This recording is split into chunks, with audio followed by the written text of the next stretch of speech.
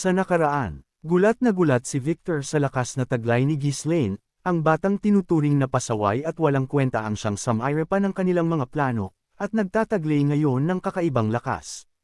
Ganun pa man sa tagal ng kanilang laban nakita nito ang problema sa lakas ni Ghislaine kaya dumipensa lamang ito hanggang masagad ang katawan ng ating bida.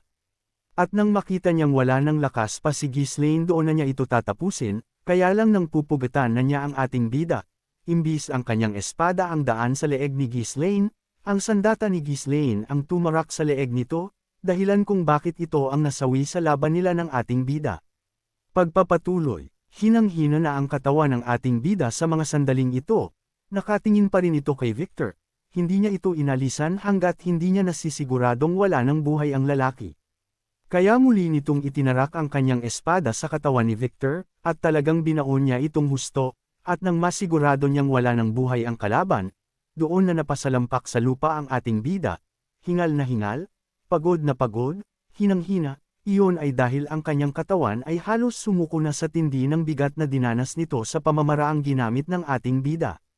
Nakaupo ito ngayon sa sahig, sa tabi ni Victor, nakauyad ang ulo bandang likuran, at huminga ito ng napakalalim para kumuha ng hangin, at dahan-daang tumayo na bahagya lamang ang pagkakatayo nito.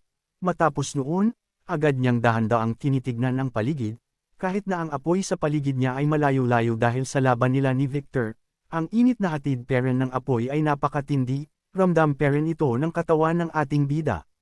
Susubukan sana niyang tumayo ng tuwid, kaya lang hindi na kaya ng kanyang mga binti, kaya bumagsak uli ito. Sinusubukan nitong magpalabas uli ng mana, para matulungan ang kanyang katawan, nagtagumpay ito, kaya lang hindi ganun kaganda ang takbo ng mana ngayon sa kanyang katawan, ngunit sapat na para makatulong kahit papano sa kanya. Ang materyales na nakalagay sa kanyang armor mula sa Dearest End, ay unti-unti nang nasira at nag-crack, hindi na nabibigyan ng protection ngayon ang katawan ni Ghislaine. Kaya inalis na ni Ghislaine ang mga natitirang armor sa kanyang katawan, at puwersahang gamitin ang mana para kahit papano ay may protection ang kanyang katawan sa init. Kailangan kong makaalis kaagad sa lahat ng apoy na ito, sabi ng ating bida na talagang hirap na ring magsalita. Nagsimyo lang humakbang ang ating bida, hindi tuwid ang katawan nito ngayon, parang matadang naglalakad sa bigat ng kanyang katawan, at ang apoy sa paligid ay dumidila ngayon sa katawan ng ating bida, ramdam niya ang init, at bawat hakbang ay parang inuukitan ng punyal ang kanyang mga paa sa sakit na nararamdaman nito ngayon. Ang ulo ngayon ni Ghislaine ay pakiramdam niya lumulutang na lamang, iyon ay dahil sa dami ng dugo na nawala sa kanyang katawan. Ang kanyang mga paa ay nangangatog na ng husto, at napaluhod na naman ito ngayon sa mga sandlang ito. Buwisit, ang hirap maglakad, sabi ng ating bida, na talagang nakakaawa na ang lagay nito, dahil siya lang mag-isa rito, at wala siyang ibang makita kundi apoy. Kung magagawa lang sana ng ating bida na makalabas ng apoy sa lugar na kinalalagyan niya ngayon, tapos na sana ang problema nito, kaya lang wala itong makitang iba pang paraan. Sa kanyang naunang buhay, may mga kasamahan ito na gagawin ang lahat para lang iligtas siya sa mga ganitong kalagayan ng kanyang buhay, kaya lang sa sitwasyon niya ngayon, wala siyang kasama, walang naghanap o tumulong sa kanya. May mga mersenaryo siyang kasamahan, kaya lang wala sa mga ito ang kayang sumabay sa lakas niya ngayon, at wala ring nagsumikap na iligtas siya ngayon.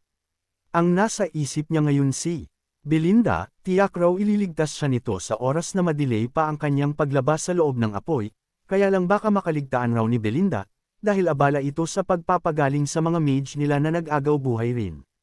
Sa mga natitirang mana ngayon ni Ghislaine, kakayanin pa niyang gumalaw, kaya lang siguradong may mga paso ito ng apoy sa kanyang katawan. Akala ko pa naman magagawa kong mapanatili ang mukhang ito na ganito sa buhay kong ito, makalabas man ako rito, baka hindi na nila ako makilala pa dahil sa sunod na ang katawan at mukha ko. Sumagi ito sa isipan ng ating bida dahil sa kanyang naunang buhay, ang kanyang mukha ay punong-puno ng peklat mula sa libo-libong laban na kanyang kinaharap. Nang bumalik siya sa buhay na ito, nagustuhan niya ang kanyang mukha na napakalinis, walang pinsala, pero mukhang masusunog na ito ng tuluyan ngayon. Muli-uling nilagyan ni Ghislaine ng mana ang kanyang katawan ngayon, kaya lang nang ginawa niya ito, ang init ng apoy ay biglang pumunta sa kanyang katawan. Kailangan ko nang makaalis kaagad rito bago ako malutong ng buhay rito, sabi ni Ghislaine, pero napakabagal talaga ng kanyang mga hakbang. At habang pilit nitong hinahakbang ang kanyang paa, isang boses ang kanyang narinig, "Kamahalan," sigaw ng boses. Ang dumarating ngayon ay walang iba kundi si Gillian, ang matandang mandirigma, mabilis na tumatakbo ngayon papunta sa ating bida, na nilalagpasan lamang ng napakabilis ang mga apoy na dinaanan nito. Ang kanyang mukha ay seryoso, ang kanyang mga mata ay napakatalim na nakatitig lamang sa lugar na dapat niyang marating kaagad, at iyon ay ang ating bida. Hindi nagtagal ay mabilis na tunto ni Gillian si Ghislaine, "Kamahalan, kamusta po kayo, okay lang po ba kayo?" Tanong nito. Dito ay gamaan ang pakiramdam ni Ghislaine, naalala niya bigla si Gillian, tama. May isa nga pala ako rito na tauhan na may kakayanan kagaya ng mga tauhan ko noon. At napangiti na lamang ito kay Gillian na nasa tabi na niya ngayon na hawak-hawak siya, nagamaan na ang kanyang pakiramdam. "Okay pa ako ngayon, sakto lang ang dating mo," sagot ni Ghislaine kay Gillian. "Kamahalan, nilabanan po ba ninyo ang titaong iyon?" Ang tinutukoy nito ay si Victor na wala ng buhay. Sabi ni Ghislaine, ang commander ng kalaban, "Muntik-muntikan na ako sa kanya, mapatay ko lang siya," sabi nito kay Gillian. "Ako na po ang bahala sa inyo, kailangan na po natin makaalis kaagad rito sa lalong madaling panahon," sabi ni Gillian. "Maraming salamat, pakiusap bilisan mo," sabi ni Ghislaine. At agad na binuhat ng matandang lalaki si Ghislaine, habang balot ng kanyang mana.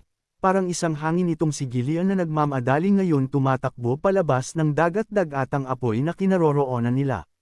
Madaling-madali si Gillian ngayon, dahil nilalamon na sila ngayon ng apoy sa paligid. Ang ating bida naman habang kasama ni Gillian, hindi ito naging pabigat, dahil ginagawa rin niya ang kanyang makakaya para makatulong, nilagyan rin niya ng mana ang kanyang katawan, para hindi kaagad maubos ang mana ni Gillian. At hindi nga nagtagal ay nagawa ng ating bida at ni Gillian na makalabas sa malaimpyernong lugar na dinaanan nila, at dito ay nakalanghap na ng sariwang hangin ang ating bida, at ang kanilang balat ni Gillian ay nadadampyan na ang lamig ng hangin para tuluyang paaganin ang init ng pakiramdam ng mga ito. Dahan-dahan ngayong binababa ni Gillian si Ghislaine, inaalalayan, ang ating bida naman ay dahan-daang nililibot ang kanyang mga mata, at nakita niya ang katawan na walang buhay ng mga kalaban sa paligid na nakakalat, mga walang buhay, sunod na sunog, at ang iba naman ay putol-putol ang katawan. "Mukhang natalo na natin silang lahat," sabi ng ating bida kay Gillian. "May mga mersenaryong lumapit sa ating bida, at dito ay hindi sila." Makapaniwala sa naging itsura ng katawan ni Ghislaine, iyon ay dahil talagang napakalubha ng mga sugat nito sa katawan, na halos naligo na rin ito sa kanyang sariling dugo. Sabi ng isa sa mga mersenaryo, "Captain, ano pong nangyari sa inyo roon, bakit parang nanggaling po kayo sa impyerno?" Sabi ng mga ito, dahil hindi lamang paso ng apoy ang nakita nila sa ating bida, napakaraming sugat rin ito sa kanyang katawan, dahil walang sugat ang mga tauhan ng ating bida, madali lang raw ang naging laban nila sa labas, dahil pinagtatagpas lang nila ang mga nagtatakbuhan na kalaban. Ngumiti na lamang ang ating bida sa mga tauhan nito, isang ngiti na hinang-hina, at agad itong humarap kay Gillian, at nagtanong, "Kamusta si Count de Gaulm?" Tanong nito. Sabi naman ni Gillian, "Nakatakas po, masyado siyang mabilis, nauna pa sa first, ang ilang mga tauhan niya ay sumunod rin pero nagawa naming patayin, kaya lang nakatakas po talaga si Count de Gaulm," pag-uulat ni Gillian. Sabi naman ni Ghislaine, "Okay lang iyon, hayaan na nating may ilan sa kanila na nakatakas, para may magkalat ng balita sa nangyari rito." Habang nag-uusap sila, may mga kabayo na nagmamadali na pumunta sa kinaroroonan ng ating bida. Ang mga ito ay sila Belinda, si Randolph, at ang kanyang ama na si Walter, na kasama ang ilang mga sundalo ng mga ito na mula sa kaharian. Nagpanik ang mga ito nang makita nilang pumasok si Ghislaine sa naglalawang apoy. Sabi ng ating bida, "Sa wakas naririto na rin kayong lahat," sabi ni Ghislaine pero nakangiti, na hanggang sa mga sandaling ito ay talagang hindi pero nawawala sa kanya ang pagkatuso ng ating bida. Ganon man ang sinabi ng ating bida, hindi ito seryoso, ayaw rin niyang dumating kaagad ang mga tauhan ng kanyang ama, dahil sa oras na napabilis ang pagdating ng kanyang ama at mga sundalo nito, tiyak na masisira ang kanyang plano, at maaring marami sa kanila ang mamatay dahil sa apoy na pinakawalan niya nila Vanessa, kaya para sa kanya, okay lang na siya ang magdusa o maghirap ng gusto ng ganito, mapanatili lang naligtas ang kanyang ama, at ang kanyang buong nasa sakupan. Nang makita ni Belinda ang kaunos-lunos na itsura ng katawan ng ating bida, agad na tumalon mula sa kabayo itong si Belinda ang agad lumapit kay Ghislaine. Young Master, okay lang po ba kayo? Bakit po ba kayo pumunta sa gitna noon? Papatayin ninyo ako sa nervyos sa ginawa po ninyo sabi ni Belinda na pinapagalitan si Ghislaine na masaya dahil ligtas ang ating bida, at malungkot dahil sa tinamo nitong pinsala sa kanyang katawan. Kita ni Ghislaine ang pag-aalala ni Belinda sa kanya, kaya tinaas nito ang kanyang isang kamay, at nagsabi, okay lang ako, mainit lang ang katawan ko, pero mahina ang boses nito. Hindi lamang iyon, agad naring bumaba sa kabayo si Randolph at si Walter, at lumapit sa ating bida. Tulad ni Belinda nag-alala rin ang mga ito at kinamusta si Ghislaine. Sabi ni Ghislaine, huwag kayong mag-alala, okay lang ako, mahusay kayong lahat. Sabi ni Ghislaine na pinuri pa nito ang kanyang mga kasamahan na halos malaking porsyento ng digmaang ito ay ang ating bida ang halos gumawa para lang maligtas silang lahat. Napabuntong hininga na lamang itong si Walter, hindi talaga niya maiwasang hindi tignan ang paligid, ang mga tauhan ng ating bida. Kitang-kita niya ang mga kasuotan ng mga ito na nag-crack na, at dito niya nasabi na talagang ang lahat ng nangyari ay perpektong plano ng kanyang anak, na ang kanyang anak na si Ghislaine ang nagplano ng lahat ng palihim para iligtas silang lahat. Dito rin niya naintindihan bakit hindi nakikinig si Ghislaine sa kanya, dahil nakatakda na ang lahat ng mga dapat nitong gawin. Ang hindi mawala ngayon sa isipan ni Walter ay ang trap na ginawa ng ating bida, masyadong perpekto raw ang pagkakapalabas ng apoy.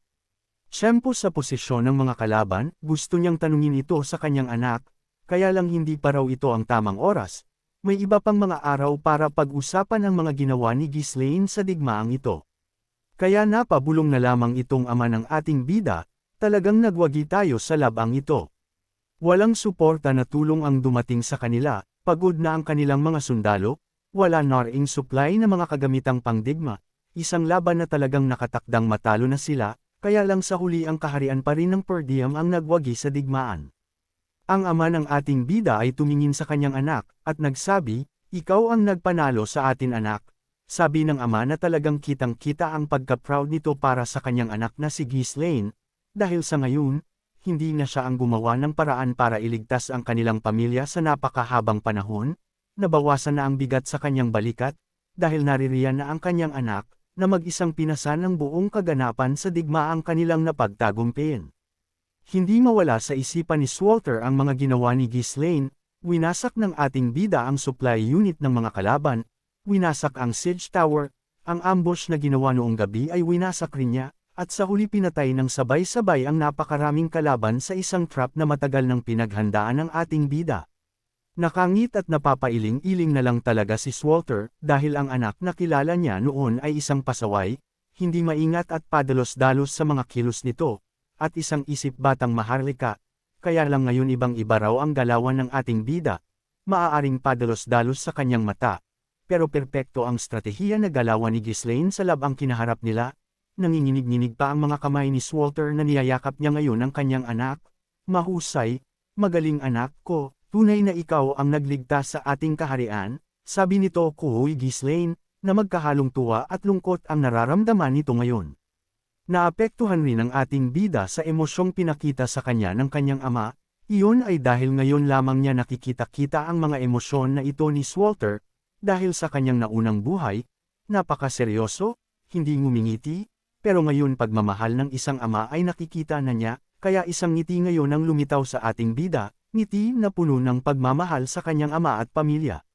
Si Randolph naman ay hindi na rin mapigilan ang kanyang nararamdaman, sabi nito ng mahina, panalo tayo, na biglang lumakas, nanalo ang Per Diem. At itinaas pa nito ang kanyang espada, at sumigaw ng ubod lakas, tagumpay, panalo tayo sa digmaan, naubos natin ang mga kalaban, sigaw ni Randolph, at nagsigawan ang buong kaharian ng Per Diem.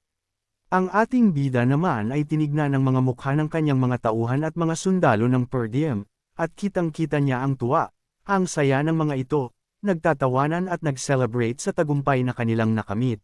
Ito ang mukha at itsura ng kanilang kaharian na gusto niyang makita, dahil ang huli niyang nakita na istorya ng kanilang kaharian ay kaunos-lunos, walang buhay ang kanyang ama, puno ng espada at pana sa katawan nito, ang kanilang pamilya at mga sundalo ay patay, ang kanilang kaharian ay wasak at nasusunog, kaya masayang-masaya ngayon si Ghislaine na iba na ang itsura ng kanilang kaharian na nakikita niya ngayon. Kaya ang lahat ng hirap at bigat na pinasan na mag-isa ng ating bida, lahat iyon ay napawi sa lahat ng tuwa, ngiti at saya na kanyang nakikita ngayon sa kanyang buong mga nasasakupan. Ang apoy sa paligid sa unahan ay unti-unti nang humihina, at nawawala-wala na rin ang ilang bahagi ng apoy sa rito. At nang makita ni Swalter na nawawala-wala na ang apoy, isang matinding pagtawa ang lumabas sa mukha ni Swalter, at nagsabi, "Tara na. Bumalik na tayong lahat sa kaharian, at pag okay na ang lahat, tayo ay magdidiwang." At habang papasok sila ng kaharian, punong-puno ng sigawan, isang sigawan na puno ng kasiyahan, na ramdam ngayon ang tagumpay, si Swalter naman na ama ng ating bida ay hindi mapigilan nito ang ngiti sa kanyang mukha. Habang masaya ang lahat, ang ating bida lang ang natitirang seryoso, sabi nito sa kanyang ama, "Kailangan po natin makakuha kaagad ng formal na liham na pag-surrender mula kay Count de Gold." Sabi naman ni Swalter, "Ipaubaya na natin iyan sa tito mo bukas," sabi nito kay Ghislaine. Sabi naman ni Ghislaine, "Hindi pwedeng bukas, kailangan pong ngayon na. Pupunta po ako ngayon kasama ng aking mga tauhan," sabi ni Ghislaine. Sabi naman ng ama nito, "Ano? Talaga ba? Katatapos lang ng digmaan, wala nang banta ng panganib," sabi nito sa ating bida. Sabi naman ng ating bida, "Hindi po pwedeng ipagpabukas pa, kailangan na kagad nating kumilos ngayon habang lamang tayo sa nangyari, kailangan natin makakuha ng pagkakataong papabor sa atin, dahil kapag nakapunta kaagad itong si Count de Gold sa mga kalaban at humingi ng tulong tiyak na patay po tayo nito," sabi ni Ghislaine nang malinaw sa mga nakikita-kita nito na posibleng mangyari pag hindi kagad sila kumilos. Natigilan na lamang ang ama nito, at nagulat sa kanyang anak, at nagsabi, "Ibang klase? Ganon kalayo kaagad ang mga nakikita mo sa digmaang ito," sabi ni Swalter na talagang gulat na gulat sa ating bida. Ganon na lamang ang sinabi ng ating bida dahil sa oras na magawang maisaayos kaagad ni Tomas ang lahat, at nakakuha ng suporta mula sa iba, mahihirapan sila. Dito ay namangha si Swalter, ang kanyang anak raw ay parang isang veteranong leader ng isang digmaan, dahil napakabilis raw at eksakto ang mga naiisip kaagad ng kanyang anak.